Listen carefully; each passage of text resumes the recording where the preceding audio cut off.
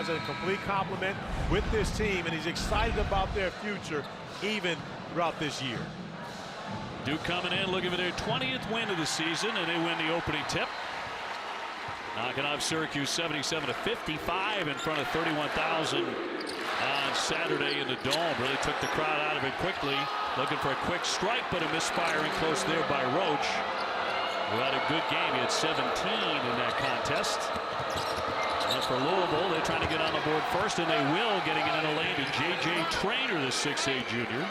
That's a great start for the Cards. Kenny Payne talked to us earlier today about how important it was to get off to a good start and handle the basketball and the pressure from the Blue Devils not turning it over. Well, Filipowski handling it up top there a moment ago. Now gets in the block. They're going to knock it away from him. Stolen away by Jalen Withers. He has it on the wing. Louisville at 4 and 23, but proving on a given day anyone is vulnerable. They upset Clemson on Saturday. 83-73. And this Louisville team is playing better. That's a block shot by Mitchell. Getting out, doing the job defensively, and not allowing Mike James to get that three off. Nice effort by Mitchell.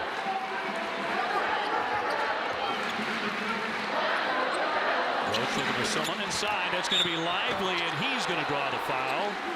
Dereck Lively, the 7'1 freshman. A good game against Syracuse and blocked 3 more shots, and he's proving to be one of the best shot blockers in the country. He absolutely is. Second in the ACC in block shots. You get a chance to look at Duke's starting 5, and of course, they haven't had a complete starting 5 all season long, but now starting to develop some continuity with this group. Talked about Filipowski a moment ago. 7-foot freshman. Just locked down yet another ACC Rookie of the Week. It's the 8th time this season that he has taken that honor home, so a pretty good bet where it's going to go. You going to step out on that limb? I'm stepping out way on the limb and say Kyle Filipowski will be the Rookie of the Year. Yeah, that's a pretty strong. They might want to call that a branch. That's how I roll right there. Safe as it gets. Off the back iron by Withers. Good three-point man at about 44%. Traynor denied the paint by Filipowski. On the drive, flipped up and in. Nice move by Ellis, averaging 18 a game coming in. And Ellis named ACC Co-Player of the Week this week, sharing that honor with Jarkel Joyner from NC State. And these two guards have been playing great basketball over their last few games. The last 3 specifically for Ellis. You had NC State yesterday on a Sunday just running by North Carolina. On the spin, Mitchell trying a window that came up empty. Ellis is a Durham, North Carolina native. He'll have that one rattle in from 3-point territory. Nice to be home. It's great for him to be home. He had 18 in this game a year ago, and he is excited about playing in front of his friends and family. We asked Kenny Payne, he's got to turn him down a little bit because he's home to calm the emotions. There's the slam by Lively. Love that play. Going to Lively, the big. He can get up and over that iron higher than anybody. But the value is really in the passer. You got a 7-footer throwing it to a 7-footer, attacking off the bounce and finding his freshman teammate. Withers with a turnaround from the foul line. That'll roll off the iron. Proctor wants to push it. Duke holding opponents to just 64 points a game. They have been outstanding defensively all season long. Filipowski up to set a screen. Here's Proctor. And a shot clock down to 10. Duke is 13 for 26 from 3. They're going to go downstairs for the slam. Filipowski rising up high. He can do that too. Averaging 15 points, 9 rebounds a game. Ellis gives it up to Traynor.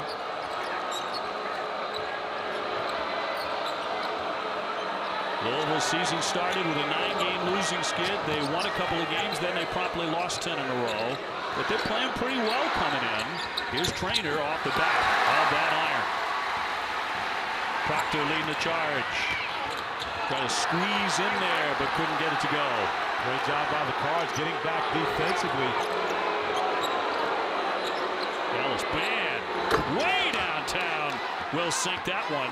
He's the only Louisville Cardinal technically in double figures for the year. And Ellis excited about his opportunity to come home, imploring his bench and making sure all of his guys are on board with his level of enthusiasm playing at Cameron Indoor. Roach stepping in the lane, Mitchell with the finish. But to back up on Ellis, there aren't many players in the ACC as hot as he is right now for this particular stretch. You know, like over the last 3, 4, 5 games, he's really shooting it well. He absolutely is. He's playing great basketball. John Shire told us before the game that no one has more value to their team than does Ellis. Dereck Carter's going to talk to us about that when we come back from the break. But Ellis looking to add to his tab. There he goes again. Down another 3-ball. So by the time Andrea gets to talk about he may already be in double figures. Well, he's coming off 28 against Clemson. And the last 3 games, he's getting over 27 points a game. He had a 33-point game in a loss to Miami. Louisville really off to a great start for them. Roach with a fall away. Rebound comes to Ellis. He wants to push the tempo. Duke getting back defensively. Trainer went to make a move, and that's a travel. OB, we've had some excitement early in this one. We've got 7-footers sharing the basketball. Big on big crime here for the Blue Devils multiple times as Filipowski gets the dunk. But the way you combat that, L in Spanish is the, and this time is the 3.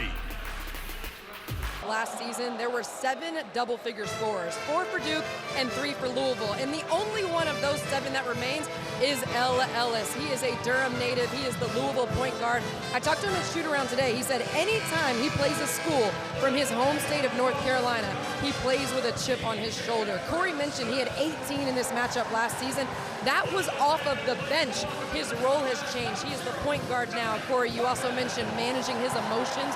What else is important for Ellis to have success today? Managing his turnovers. That has been really the issue that Ellis has had this season. But since the calendar year turned to 2023, he actually has a positive +24 assist to turnover ratio. And so therefore he is developing as that point guard, that leader that Kenny Payne needs for this team to be successful.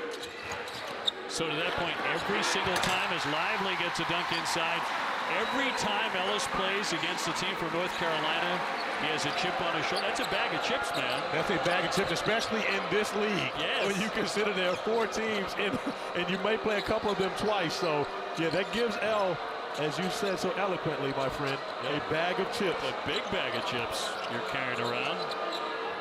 Outside for Trainer.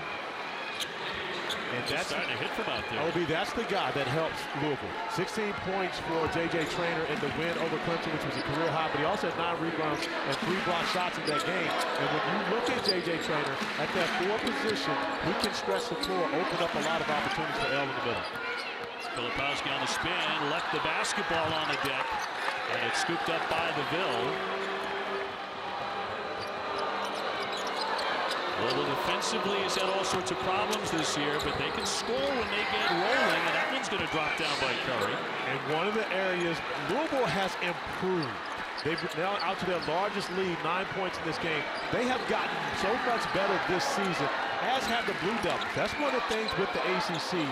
The teams get better throughout the year because they play against each of them different styles, which allows them to be able to develop this team. Lively will draw the foul. He'll be going to the line, 12:55 to go here at Cameron Indoor in the first half. I agree with that. We saw Duke, Dickie V and I, just roll past Syracuse on Saturday.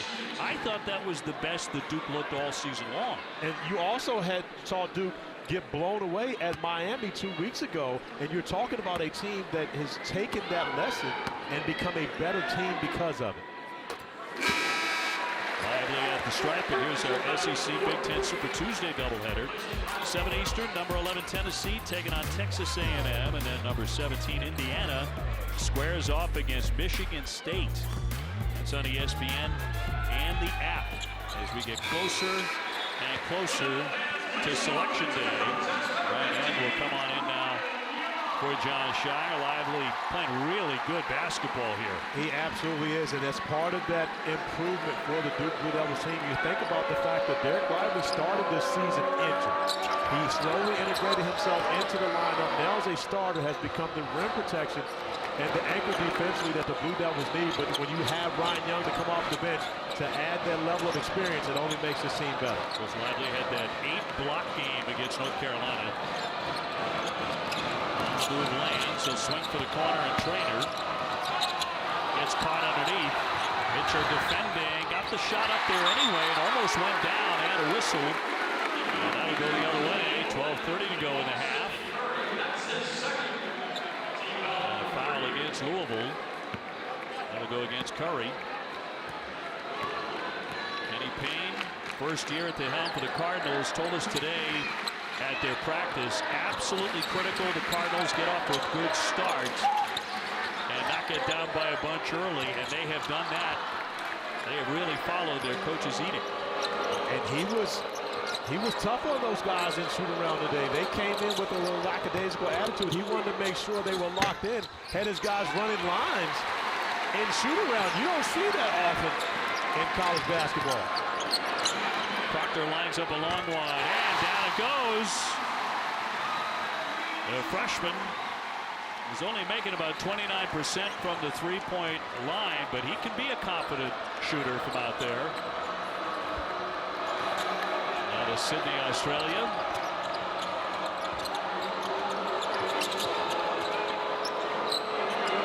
Lands the freshman from Indianapolis. Curry going up against Young. And yes, it's a walk.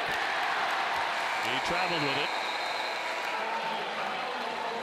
Duke has tightened it up here, but Louisville still on top, 18-14 in the first half. ESPN's exclusive presentation of college basketball is brought to you by Wendy's. 2 for $6, the best deal in fast food. Wagner, part of that, as well as our guy everyone loves, never nervous, Purvis. Well, one of the reasons he was a great player. The nickname yes. is beyond compare. Absolutely. One of the great nicknames in college basketball history. You were mentioning Dr. Duncanstein as well. Cal Griffiths earlier. There's so many great ones on that list. Del Griffith still may be the mayor of Louisville. I mean, he's so popular in Louisville, has a huge party during the Derby. And again, he's well known for his attributes in the off the floor as Duke and Grandison knocked down the three to make this a one-point game. Grandison is 6'6" grad at the University of Illinois. Duke starting to hit those triples. Here's Mitchell on the loose. Mitchell went for the dunk, and he gets fouled on the play. He'll be up to shoot 2. And just like that, a game that was a 9-point lead for the Cards. Now opportunity for the Blue Devils to take a lead, and Duke doing it defensively, getting out. We talked to John Shire about who wanted to step up and guard Ellis. Well, Ellis got going early. You see Tyrese Proctor now stepping up, taking on that challenge, forcing the turnover. And Coach Shire talked to Dre and I about the fact that, Tyrese has grown not only as a point guard where he's playing that new role, but also more so as a defender. Good passer. Had 8 assists against Georgia Tech, 7 against Virginia Tech. Another one coming here from Mitchell. Fouled by James, going for the dunk. And we'll roll that in. Nice touch. And that's a 10-0 run as Duke has jumped in front 19-18. We talked about how Coach Payne had his guys running lines and shoot around today, and he talked about it was important for them to win the day, win the shoot around, win the first 4 minutes of this game, which they did. However, they've lost the last few because the Blue Devils are on their heels now. Rolling off the iron by James, the freshman. 10-19 to go in the half, and once again you can feel that turn in Duke's favor. We saw this on Saturday inside the Dome at Syracuse. Even though there were 31,000, they were ready to lose their minds. Duke took them right out of the game. They went on a couple of those patented Blue Devil runs. And that's the maturity of a good team. When you win against hostile crowds on the road, that is showing that maturity. Mitchell working, 1 foot in the paint, kicks it out. Proctor will set it up. Young sets a screen. They move the ball well for Grandison again, and he's wide open to stick the triple.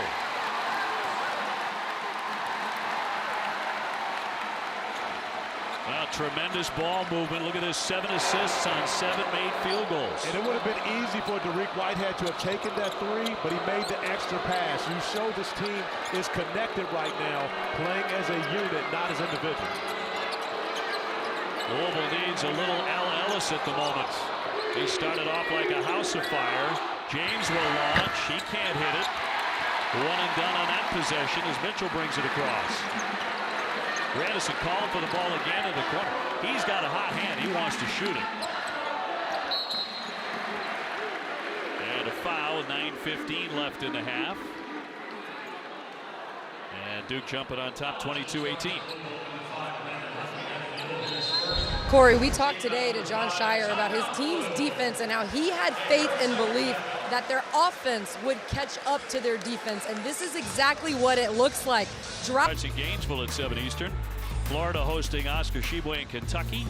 And Armando Bacot in North Carolina take on Notre Dame at the Joyce Center in South Bend. Can Carolina pull things together in the nick of time? Right now they are on the outside looking in as far as the NCAA tournament, says Joe Lunardi. And North Carolina is the team that normally leads the ACC in rebounding. But to Andrea's point, one of the things that we talked to Coach Shire about prior to the game was the fact that his foundation this season was based upon their defense and their rebounding. He felt like their offense would catch up as the season went along. But one thing, if they can defend and they can rebound, then they can beat anyone at any given moment. With a tough leaner, but no. So look at the North Carolina tournament resume. 8-8 in the conference. Strength of schedule. Now early on they played a tough schedule, but it's not been the case for several weeks. Lunardi has the first 4 out, 0-8, Corey, against quad ones. You know, and when you look at that number, and again, I understand how shocking it is to people to be 0-8 against quad ones. But if you look at the best teams in the country and you say Alabama, well, Alabama's great. It took 4 overtimes on a neutral floor for Alabama to beat North Carolina. True. This North Carolina team is, because of the preseason #1 ranking, they carry that moniker that this has been a bust. But it hasn't been that. They haven't played up to expectations, but it's still a very good team. But they're playing also in a very good league. This league does not get the credit that it deserves for how good quality basketball teams there are. Well, that NC State team that ran by them yesterday, it's a really good basketball team. That backcourt is dazzling. Here's Proctor, way downtown. Will bury that. He's hit a couple of triples. And speaking of dazzling, this is a freshman that's starting to dazzle in his role as a point guard. Continues to play great basketball. But back to your point regarding the NC State team, North Carolina beat NC State earlier this year. So the ACC has been difficult. Home teams have won 65% of the games in this league this year. Still don't think Miami gets near enough credit for how talented they are. Not even close, OB. That is a great team. There's a moniker that the ACC does not have elite teams. Virginia, Miami are elite. Yes. And the Blue Devils are getting close to becoming elite once again. Well, they built a 7-point lead here. Over 6 minutes. We've seen that so many times in this building, which has seen now over 500 consecutive sellouts. Number 504 here tonight. Ellis trying to get restarted. He buries the jumper. And Ellis finally getting some breathing room after he ran off 11 points in the first 4 minutes of this game. The Blue Devils have locked in on him defensively, giving very little room to breathe. He was still singing the anthem by the time he got 11. 6:17 to go. Whitehead has been outstanding the last few games. Young will finish that one as he sticks it back up and in. He has been such a blessing for the Blue Devils. His offensive rebounding at a high clip has been a part of their offense. Got the foul that time by Ellis. Here comes Proctor. Catching fire to the lane. Very difficult shot. Mitchell went for the dunk, couldn't get it. A little too easy. Ellis fouled here by Grandison. That'll be foul number 1. So we'll take a timeout. When we come back, a little history lesson. Black history and paving the way. What stands out to you? Well, so many different things stand out to me. And, of course, I look at all these trailblazers and personally thank each and every one of them for laying the groundwork for me to be able to come and play in this league. But I've also got to give a shout out to the 1983 national champion NC State Wolfpack, which was the first team to ever win a national championship and start 5 black players. So the ACC has been a trailblazer along the entire way in black history. We have another one in the building here tonight. More on that when we get to the second half. Duke on top 29-24. David Thompson taught me human beings can actually fly without an aircraft. I mean, I had that poster in my room when I was 13 years old and couldn't believe it. Obi, I've seen a lot of things in this basketball world. One of the most shocking things that I've ever seen is when I had the opportunity to meet David Thompson, and I realized he may be an inch taller than me. Isn't that incredible? I thought he had to be 6'7", 6'8", the way you see him putting his elbows above the rim, almost touching the top of the backboard, and he may be 6'3". It was amazing to see that he was my height jumping that high. Yes, that a human being could get up there and take a quarter off the top of the backboard if you wanted to. There are all sorts of stories about it.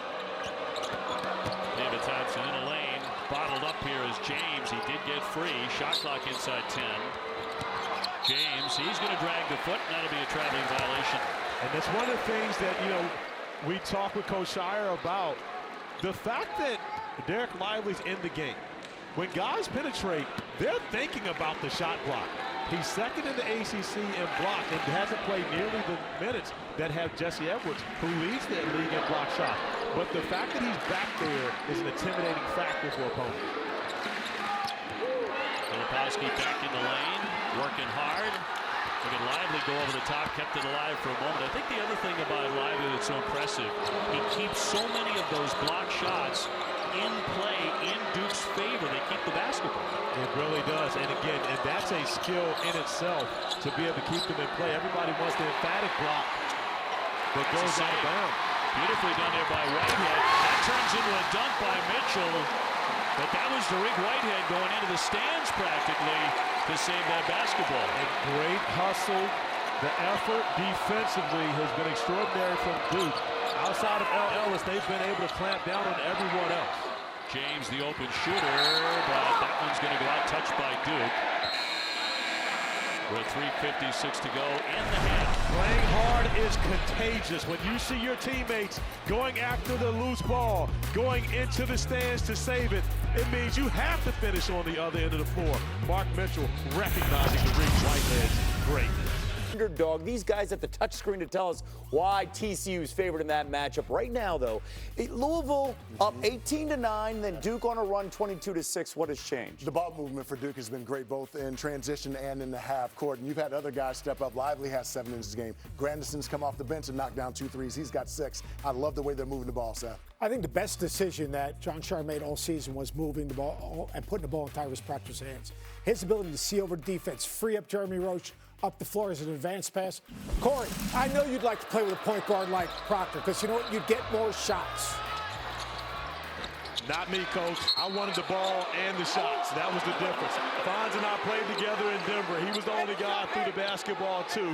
But, you know, one of the things I got to make sure I correct is that NC State was not the first team to win a national championship with all 5 stars. It was the first ACC team to win a national championship with all 5 stars. Of course, Texas Western 1966 over Kentucky with Adolph Rupp was the first team to ever win a national championship with 5 black stars. Pretty good movie about that, too. And it was. Roach over the top for Mitchell, and they stuff.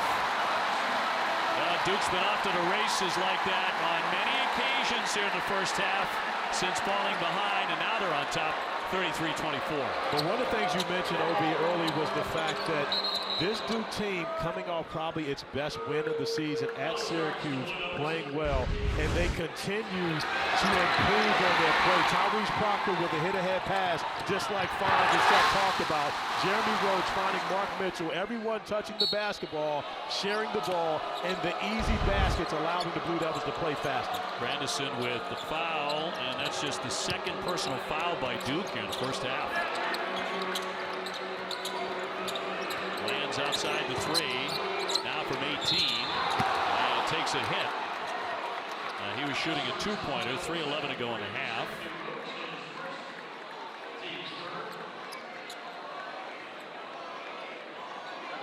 Let's take a look at an upcoming Sonic blockbuster. Virginia and North Carolina. Virginia's won 10 of their last 11. Well, when you think about what Virginia's doing, they started to settle back in defensively.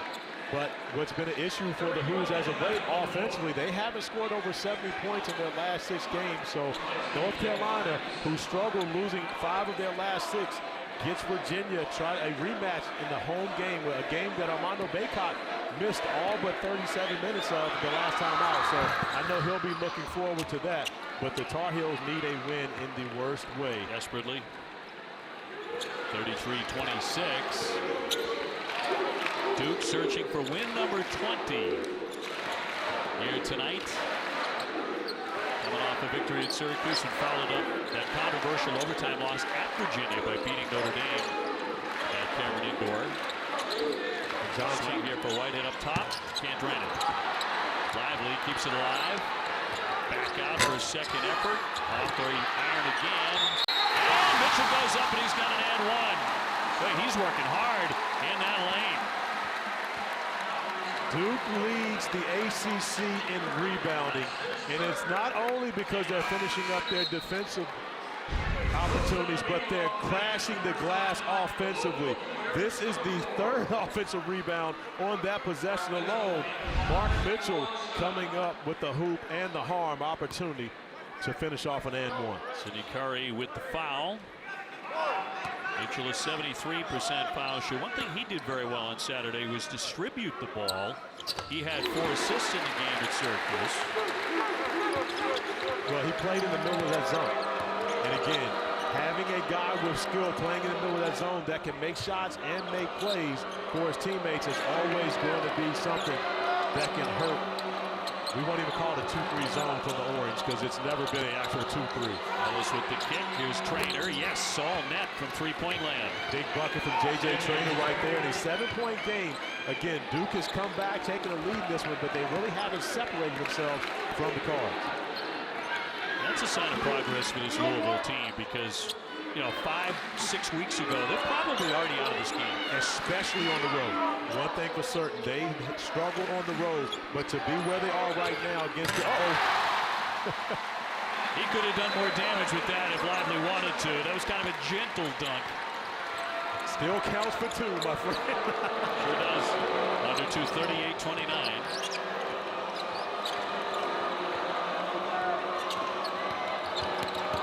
On the drive and flipped up and in by Withers. Not an easy shot for the 6'9" junior. And Trey talked to us about Ellis being from Durham. Jalen Withers is a North Carolina native also from Charlotte, so he's a guy that I'm sure has a lot of friends and family in the building today. It's actually been their best 3-point man, 44% for the year. Stepping back, shot coming, and that'll be off target by Lively. Louisville going for it, but they're on the line right in front of their bench, and they're going to turn it back over to the Blue Devils here.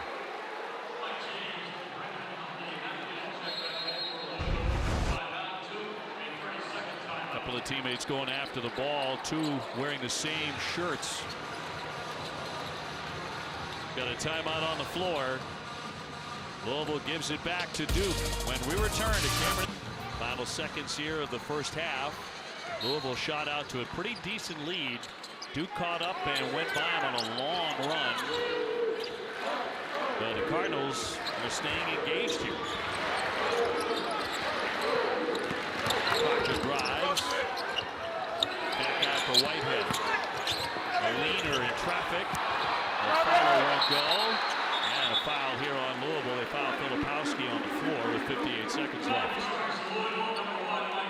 That'll be on Mike James, his second. When you look at the Blue Devils right now, 4 freshmen and 1 junior on the floor right now. And the best freshman this season, Kyle Filipowski, really hasn't gotten off to a great start in this game. Hasn't been that effective offensively, but when you've got Dereck Lively playing the way he's playing, Dereck Whitehead, Tyrese Proctor, Mark Mitchell, everyone else stepping up, you don't have to have a heroic effort for Filipowski, but of course you look at his numbers, averaging 15.1 and 9.2 rebounds a game this season. He's absolutely capable of heroic efforts. Mitchell on the bench. He's had a very solid half. Filipowski out of Westtown, New York. And smooth up the line. He has 4 points. I think Filipowski was trying to get a couple of good points by wearing coach's number.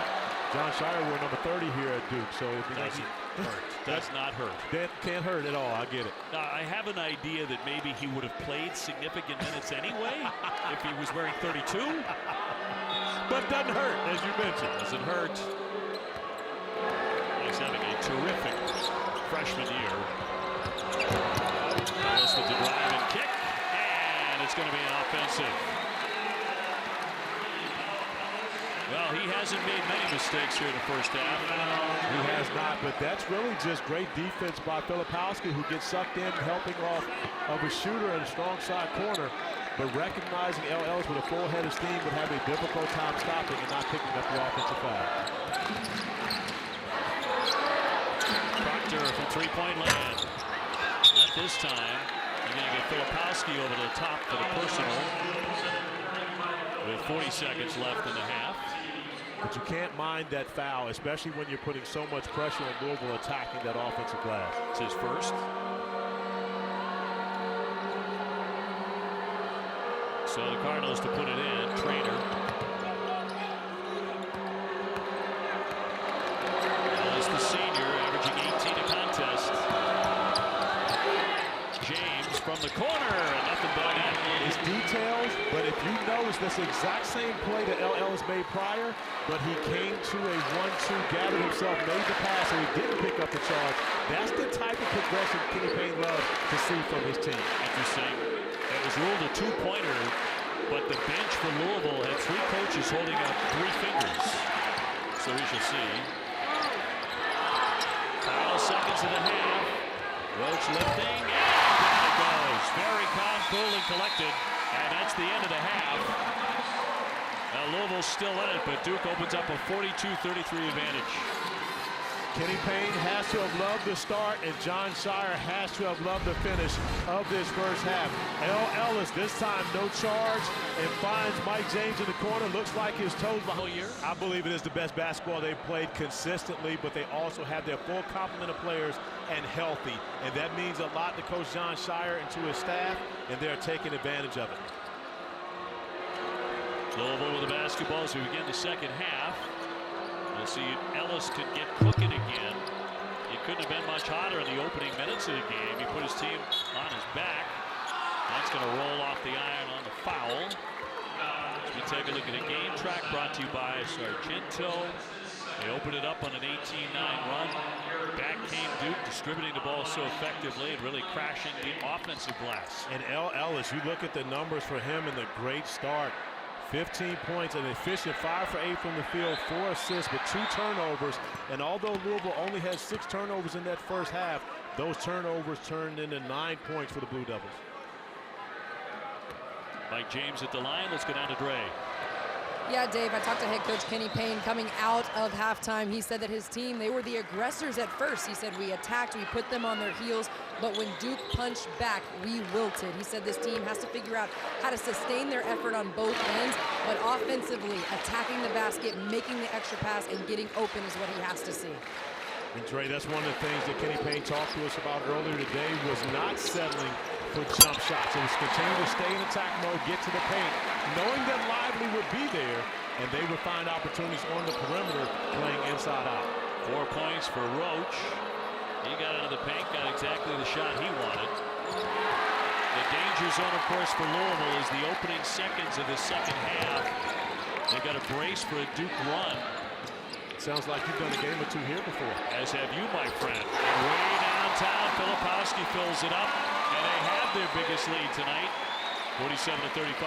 And it's something about that halftime conversation, and it spanned, of course, through 42 years of Coach K. John Shire doing the same thing this season, his first year. The Blue Devils always come out of that halftime locker room with a little bit more edge. Scooped up by Mitchell. Proctor lays it up. And tipped up and in by Filipowski.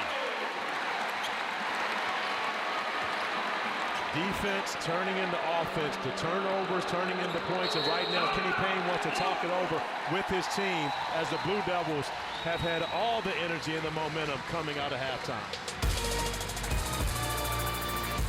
I don't know if there's a better sound in sports than that one right there, the basketball going through that clean. It absolutely is no better sound of the game, whether you're in a gym by yourself or in a gym full of Cameron crazies. And we see the Cameron crazies recognizing greatness in the building. Nolan Smith, who won a national championship here alongside John Shire in 2010. Those two guys in the same backcourt together. And if there was anyone who was expecting this Duke run to start the second half, it was this young man, Nolan Smith. He's been a part of it as a player, as a coach, and the first time he's coming into this building as the opposition. Got to believe that was a pretty well-informed scout that he brought to the floor today for their workout. And they got off to that great start. They're not able to maintain it, though.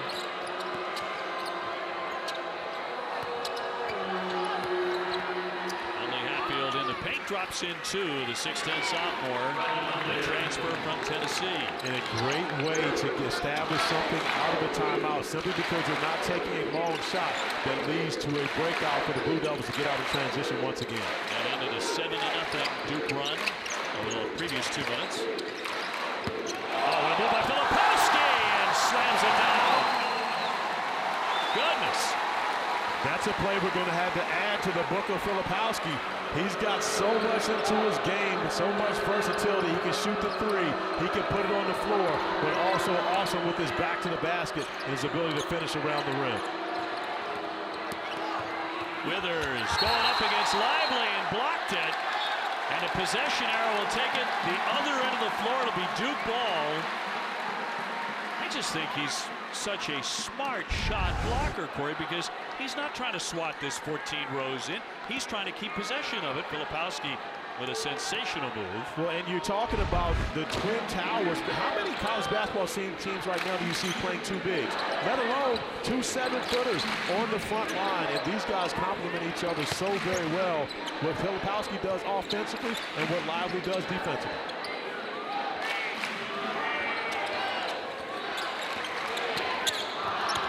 Proctor with the kick. Here's a shot by Mitchell.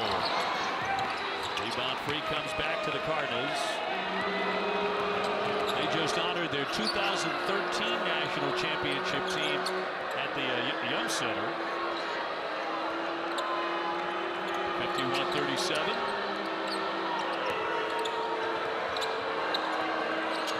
James gives it up here for Ellis. Shot clock a factor, down to 5. He'll drive it, airborne, and it rolls in. Difficult angle, got it to go. They'll give him 17. Well, Ellis has continued to attack the paint. The problem for the Cards has been they really haven't been able to get much production from anyone else. J.J. Trainor's knocked down a couple of threes, but they're going to have to find someone else that can give them some offensive opportunity. Roach trying to pull up pop, no. Torn away by Withers, the junior from Charlotte. Louisville needs a run. And a foul here to stop the clock. On the drive by Ellis. We were talking about a moment ago. A very, very special man here inside the crowd.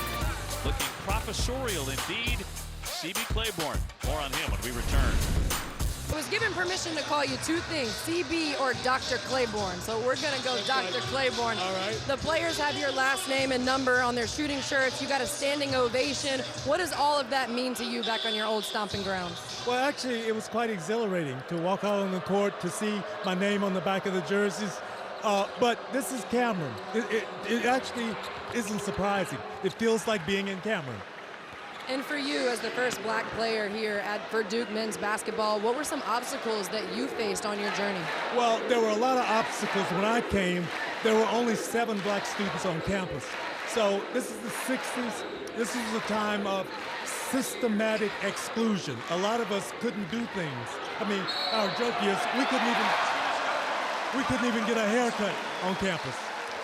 And for you, what kept you moving forward? What kept you working through some of those obstacles here? My community. So I wasn't by myself. I had a black community around me, but I also had teammates. So every time I stepped on this court, 4 other guys stepped on the court with me. So I was with my team. Valuing teammates is something that is so important, something that John Shire talks to this team about. When you watch this current Duke team, what do you want the guys to know about what it means to be here and play for this program? Well, the value of the brotherhood is real, right? And I think you can walk out there and score a lot of points, but that's not what it's about. It's about being with your teammates and succeeding together, I think. Well, listen, CB, for me as a black woman that played this game and for so many that watched you and that play this game now, we just have to say thank you so much. All right, well, thank you. Thanks for the interview. Back to you, Dave. Dr. Claiborne's terrific, isn't he? Absolutely. And, of course, what else would you expect from a guy from the state of Virginia? Danville, Virginia's finest. You knew I was going to look it up. I had to know where he was from, representing himself so very well on the microphone. That's going to be an offense, and clearing out was Huntley Hatfield. He commits the foul. 56-41. And CB getting the opportunity to go over and see his former coach, Bucky Waters, giving him a huge hug, who actually, Coach Waters also had here Chuck Daly with him. And you go back and you think about the lineage of Duke coaching. Chuck Daly, who was assistant coach to Coach Bucky Waters, also the 1992 Dream Team coach. Know who had his assistant coach on that team? Ooh. That would be one Mike Krzyzewski. It just might. Just Coach K. Legends everywhere. That brotherhood runs deep. Indeed it does. Young in the paint, will hook it up there, went for the bank. Now Duke has grabbed control here in the second half. Louisville still looking for a way back in. Only Hatfield 6'10". Now that should be a flop. Gonna call a foul. Even though there was some contact, if there were ever a flop, that might be the one. Surprised that the warning was, or not a warning, but the technical foul wasn't thrown out on that one. These days goes right to Now the that's team. bad. No, that's what we're gonna have to talk to Flip about. That was bad. Huntley Hatfield to the line. I'm sure we will see that on not top 10 on Friday. Perhaps we will. He's a 75% foul shooter. Still arguing his point there. At this point, be fortunate, Flip, that was not a flop, and Louisville's not shooting a free throw with no one standing on the lane. No flop for Flip. 56-42. Louisville's been a pretty good foul shooting team. It's the one area where they are better than their opponents. Statistically, they make 74%. He misses the second, but picked off by Withers. Here's Ellis in a triple. And a big rebound by Filipowski. He's really been one of the best rebounders in the ACC from Jump Street. He absolutely has been that, and adds so much to this team offensively and defensively as well. I've been pleasantly surprised with the way he moves his feet and he's locked in defensively. One of the reasons why I think he will be a good NBA player. Roach on the drive, went for the angle. He'll draw the foul.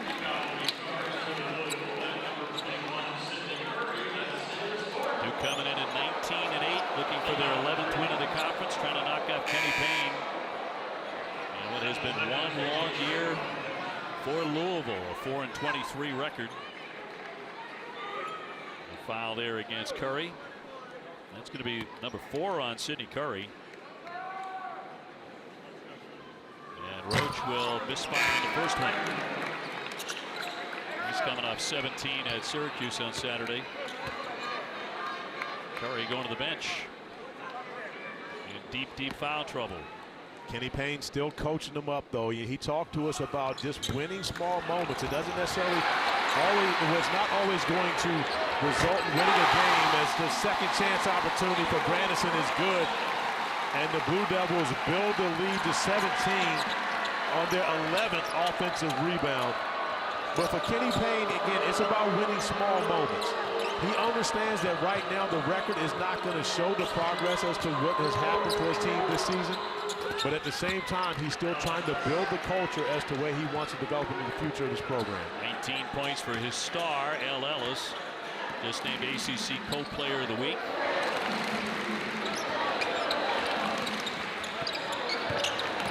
Whitehead, power move, no. Young back up, he'll draw the foul.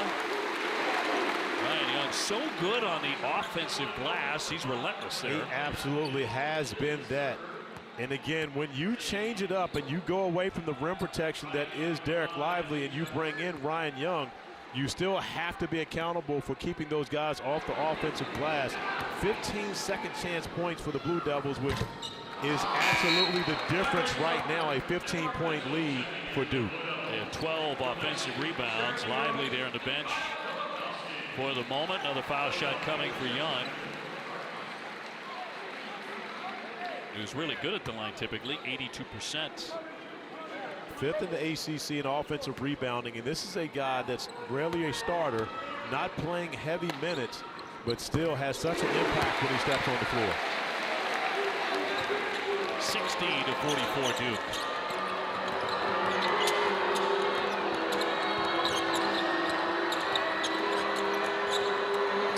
Ellis looking to make a move.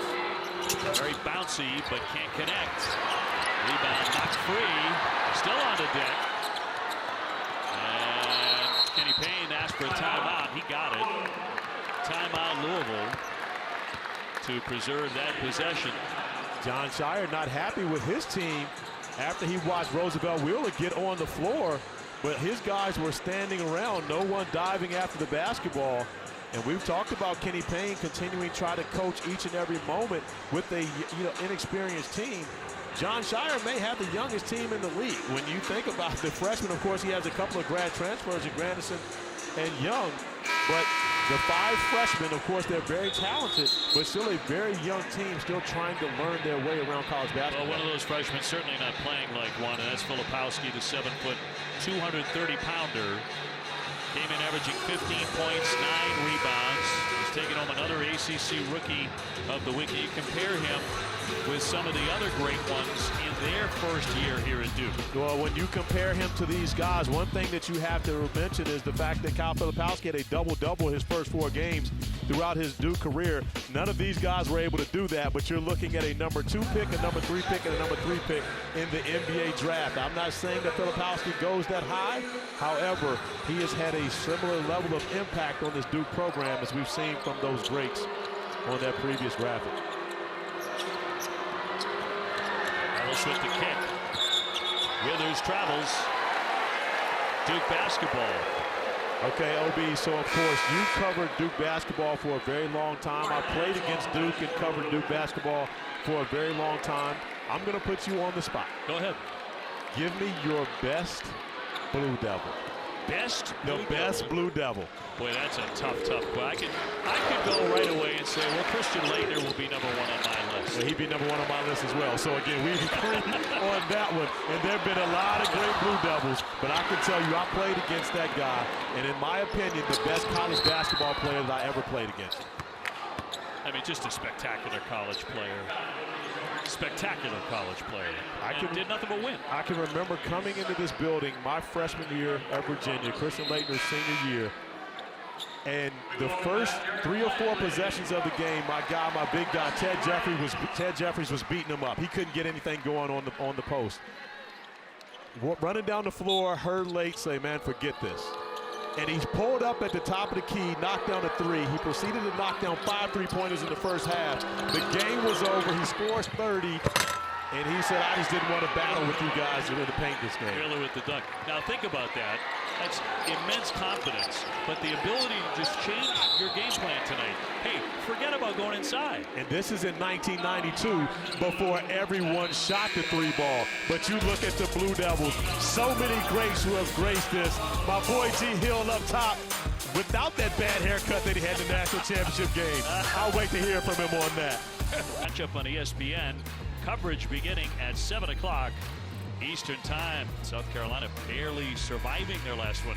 Yes, surviving on the road. It's difficult to win on the road in college basketball, regardless as to how good you are.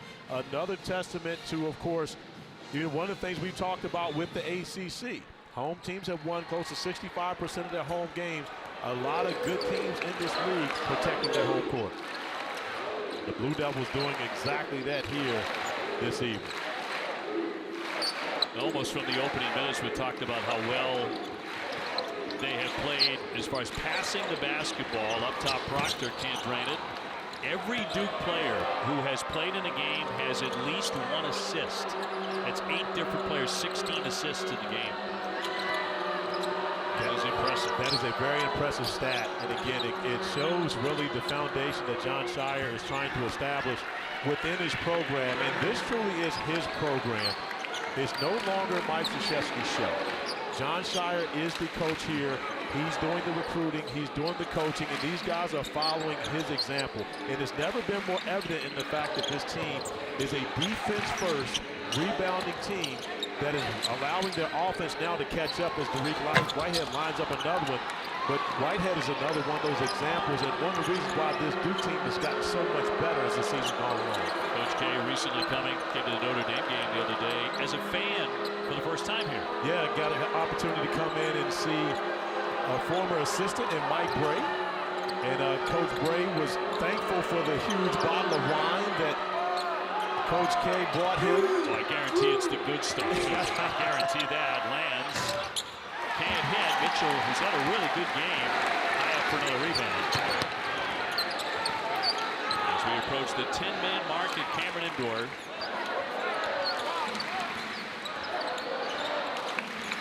Louisville came out swinging, but Duke closed the gap pretty quickly. Lively will hand off. Shot clock inside 10. Roach commanding traffic. Lively in the lane, draws the foul, and the youngster heads to the line. This was a sweet moment on Tuesday, a thunderous ovation.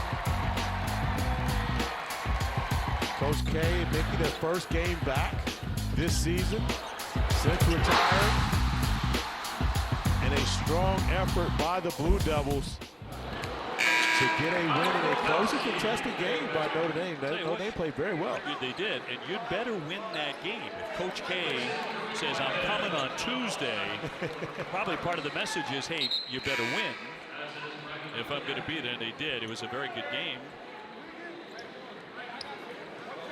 Mike Bray, by the way, one of the best people we know in coaching. It's going to be sad to see him go forward now.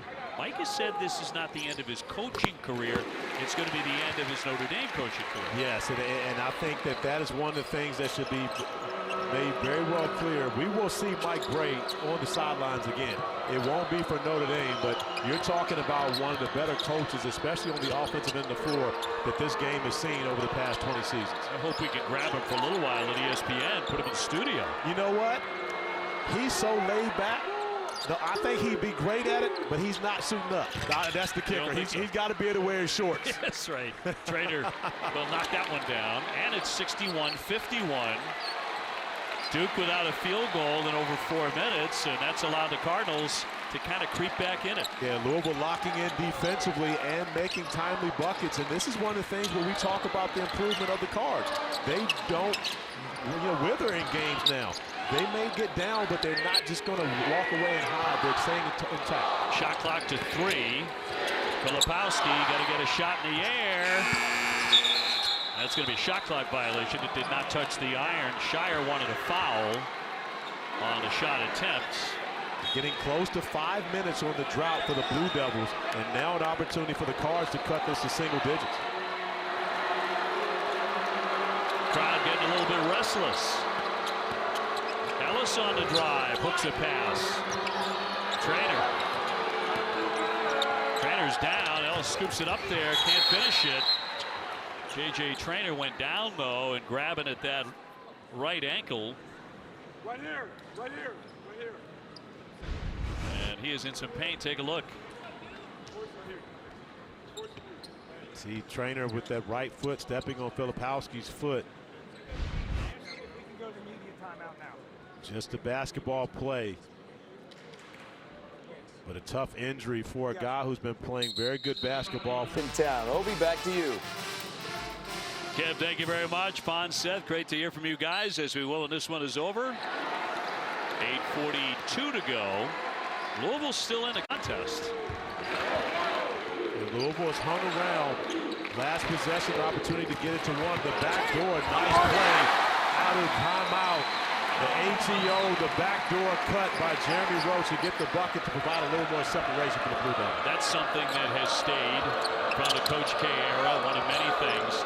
Coming out of the timeout, getting a great play, getting the basket. And swatted away by Lively. That'll be back over to Louisville, but another block shot for the 7-footer. Obi, one thing you know you have to have to be able to run your ATOs like that, you've got to have all your guys locked in.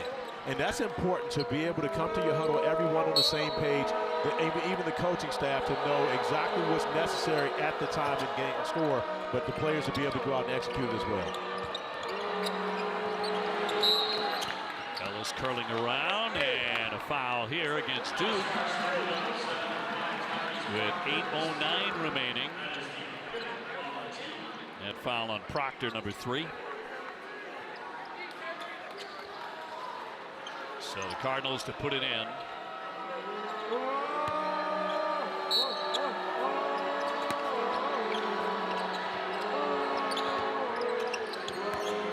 Withers takes it in the lane up against Filipowski. A little fall away. Right idea, but can't cash in. 7 rebounds for the big guy, Filipowski. Goes around the back, loses control. Ellis up against Proctor.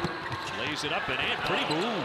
Absolutely. I mean, and it's fun watching Ellis play. He's one of those guys throughout the league that you just enjoy watching him play. He plays hard. He plays with the emotion. And, of course, he can go get a bucket. He's 21. 8 out of 15.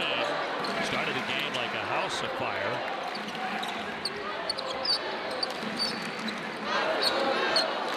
Roach moves Filipowski to the wing. Lively coming up for screen. Here's Proctor from three-point land. He's had a good shooting night. He's had a good shooting night, and he and Jeremy Roach are playing great basketball together in the backcourt. We've seen the Blue Devils share the backcourt with 2 point guards before. It's happened a couple of times where they've been able to win national championships. And speaking of point guards, Ellis, a shooting guard, scoring guard, moved to point, but with the beautiful Euro to finish with the left hand between two Duke defenders. Beautiful play. Just today, a co-player of the week in the ACC. Hey, coming up next on ESPN, we'll take you to Fort Worth for a big one in the Big 12. Number 3 Kansas battling number 24 TCU. And they could have leading scorer Mike Miles back. And Mike Miles is back. He's playing great basketball. My question is, will the NCAA look at the return of Mike Miles when it comes to Selection Sunday? Will they talk about the fact that he was injured and what happened with TCU when he was out in comparison with him in the lineup? Because if you do it with TCU, you've got to do it with Duke. You've got to do it with other teams around the country. No one has had as many injuries as the Blue Devils has throughout this season. But at the same time, if they're going to use that metric for one group, they've got to use it for the other. Duke with a foul. They've seen that before, and it's part of, as you say, the protocol. Part of the selection process. It should be there. It should be. I mean, you think about the number of games that Jeremy Roach has missed. You think about what Dereck Whitehead is doing right now, the games he's missed. He didn't play against Kansas to start the season. Dereck Lively missed games throughout the year. So when you think about this Duke team, they're just now getting to be a whole unit and playing great basketball and doing so. Well, they really have been outstanding when they've had everybody healthy. Filipowski with the theft. Trying to sneak that one into the paint. 66-53. It's 11 turnovers now for Louisville. Coming up on 6.5 minutes to go. 13th game with all the players available, and they're 11-1 when they do. Lively mishandled that one. He had a dunk right in his hands. That's one Dereck Lively's going to want back. I'm glad to see J.J. Traynor back on the floor after turning that ankle, though. Huntley Hatfield with a nice follow. 2 points for him, give him 5. Louisville continues to hang around, refusing to get blown out, at least to this point in the contest.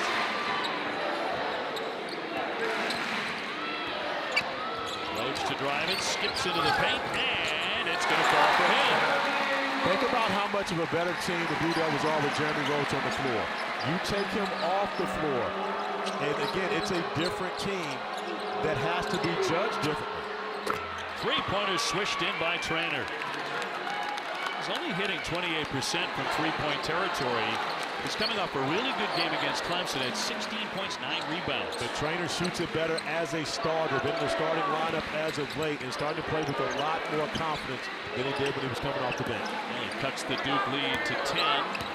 On the back down, Filipowski. They swing it here for the jumper by Proctor. Not this time. Another opportunity to get it into single digits, and if you're able to do that by the next media timeout, I'm sure Kenny Payne will look at that as a win. Hand off for James.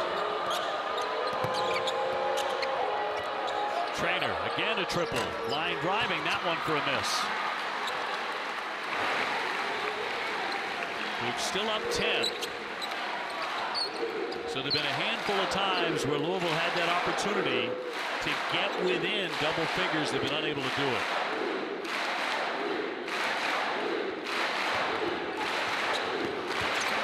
Jeremy Roach. That one kicked, looked like off of Duke, but should be off Louisville. Yeah, Keith Kimball had a good look on that one, went over and corrected the call, which is the correct call. Went off of Brandon Huntley-Hatfield, off his foot, out of bounds. But the camera crazies were sure to allow our great officiating crew to know that was going the wrong direction. 6 to get off a shot here for the Blue Devils. And a timeout. Proctor an issue getting it in, so takes the timeout with about 4.5 to go. Duke still on top, 68-58 here in the ACC tonight. ESPN's exclusive presentation of college basketball is brought to you by Wendy's 2 for $6. The best eat. Listen to Kev directed traffic there. That's what he does. 8 different directions. 68-58 with 4.5 to play. Duke to check it in after taking a timeout. 6 seconds on the shot clock. He's still having trouble. Bounces in here for Roach. He'll back it in once again. Running a play to get a quick strike out of the timeout. But that's a vet move. Jeremy Roach recognizing he had more than enough time. He didn't have to just throw up a shot once he caught the basketball. Got in rhythm right to the rim off the glass, and a big bucket to extend the lead to 12. Whenever Duke has needed a big hoop, they've got one all night.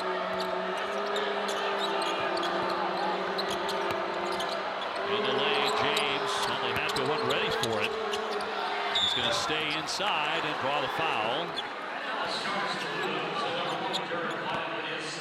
So Brandon Huntley-Hatfield, a 6'10 sophomore from Clarksville, Tennessee, heading to the line as he was fouled by Lively underneath, number 2. When you look at this Louisville Cardinals team, you look at the pieces, and of course, I'm pretty certain that Kenny Payne and his staff will hit the transfer portal hard this year, but there are a number of pieces that they have. You think about a guy like Brandon Huntley-Hatfield at the free throw line, who was a top 100 recruit, went to Tennessee, comes to Louisville in his second season. Ellis could play a COVID year.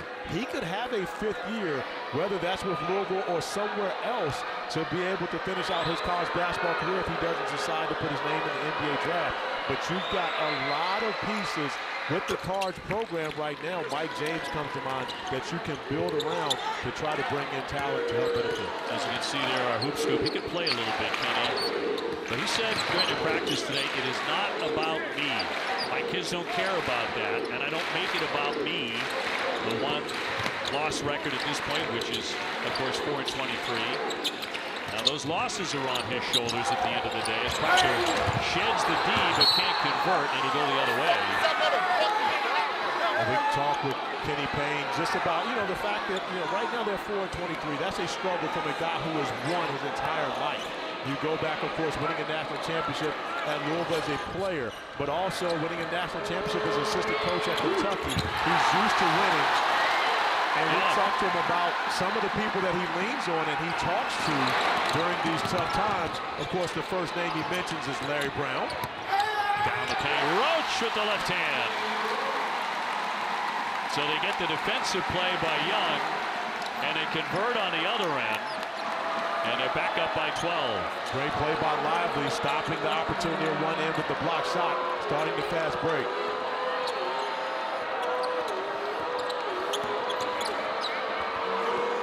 Oh, what a pass there. Terrific pass by Mike James. And they get the finish back to 10. Louisville's not going away. And the thing is, the longer this game goes, of course, a 10-point lead is difficult to overcome. But at the same time, it puts a little more pressure on the Blue Devils to make the right play each and every time down the floor here down the stretch. Duke running a little bit of clock here. 2:22 to go. Mitchell making his move. Using that window beautifully. Amazing to watch these freshmen grow up right before our eyes for the Blue Devils. We know about Filipowski, but he's not the only one. But it's the second time Young has done that. Made a couple of outstanding defensive plays here in the last couple of minutes. Time for tonight's Need to Know, brought to you by Principal Financial Group.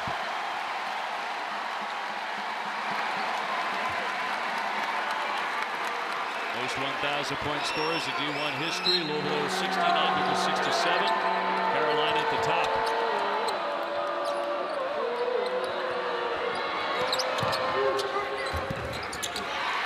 Lance can't hit it. That'll be back over to Duke. I think maybe the score of this game would surprise a good many fans who are tuning in here in the last 2 minutes, but I'll tell you who it will not surprise. Coaches throughout the ACC, because each and every one of them I've talked to has said the same word about Louisville. They're dangerous now. They were not dangerous to start the season. They weren't dangerous to start the ACC season. But now they're dangerous, and that's a testament to Kenny Payne and his, all-star staff when you consider the fact that they've kept these guys playing and playing hard, even though the record doesn't show success. Well, they had a dangerous look in their eye when the game started. Certainly Ellis did. Under two, unable to sustain it though. And Duke really took command with a 16-2 run at one point.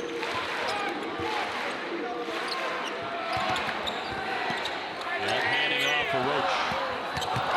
Roach into traffic, blocked on a foul on the play. They'll get Roosevelt Wheeler. Love watching Jeremy Roach when he's not always settling for jump shots. His Mama Carol, Pops Joe in the stands, of course, always representing the crew making that trip down from Leesburg, Virginia.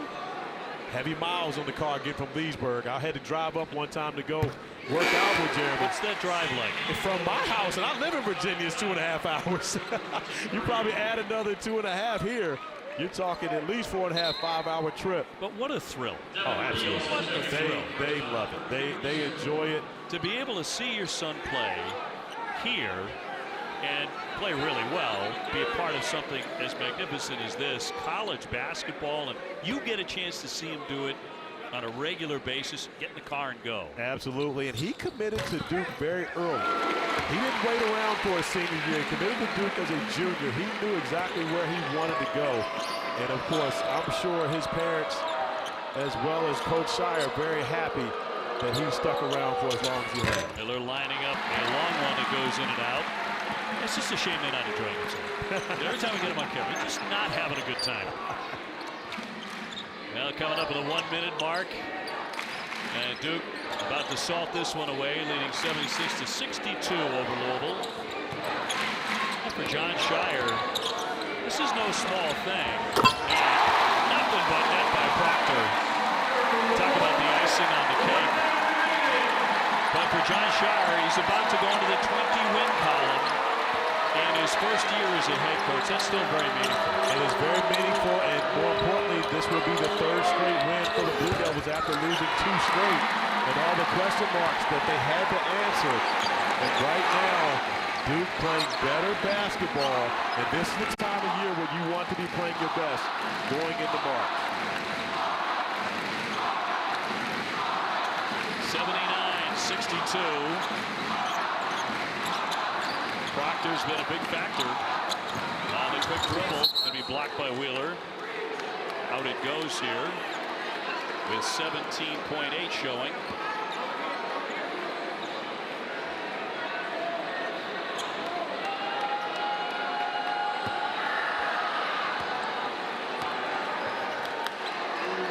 So the fans about to celebrate here inside Cameron Indoor. Another victory for the Blue Devils. Ball comes straight in the paint, picked off by Mitchell. He was right in the thick of it all night long, and that's a win for Duke. And their 20th of the season, 20 for John Shire in year one. Now 20-8 and 11-6 in the ACC. As we take a look at the Capital